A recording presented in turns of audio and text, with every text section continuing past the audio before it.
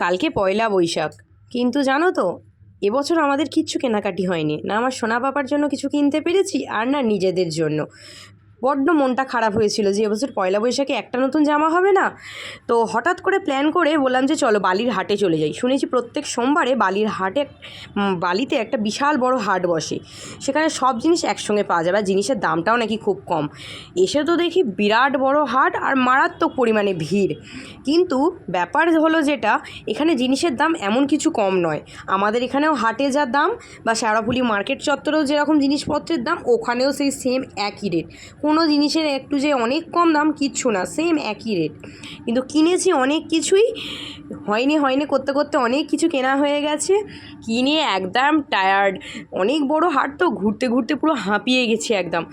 অনেক জিনিস কিনেছি, বাড়িতে গিয়ে দেখাবো। সোনা পাপাও আমাদের সঙ্গে এক নাগাড়ে ঘুরেই যাচ্ছে।